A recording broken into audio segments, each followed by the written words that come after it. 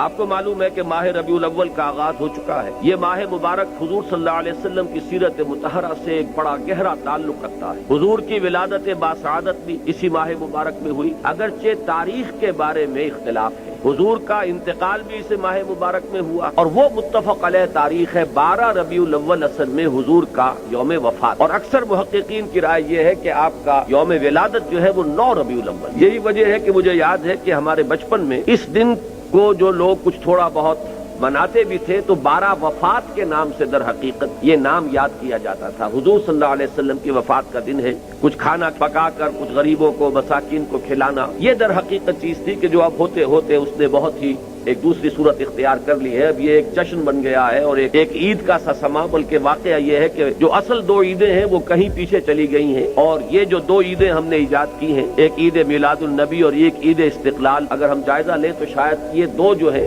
یہ زیادہ four ground میں آ چکی ہیں۔ لیکن یہ کہ جہاں تک آپ کی ولادت اور آپ کے وفات کا اس ماہ مبارک میں ہونا ہے وہ ثابت ہے۔ حضور کا ورود مدینہ منورہ میں بھی ماہ ربیع الاول میں ہوا ہے۔ اس پہلو سے اگر اس ماہ مبارک میں ہم سیرت النبی کے مطالعے کا ایک خاص موضوع رکھیں، کسی تاریخ کے تعین کے بغیر اس مہینے کی مناسبت سے سیرت مطہرہ پر گفتگویں ہوں، غور و فکر ہو، اور اس میں بھی عملی پہلو سامنے ہو، اتباع کا جذبہ، سمجھنا سمجھانا اس لیے ہو کہ اس پر عمل کرنا ہے، تو یقیناً یہ چیز ہمارے لیے بہت مفید ہوگی اور ہمارے بہت سے امراض کا شاید اس سے مداوع ہو سکے۔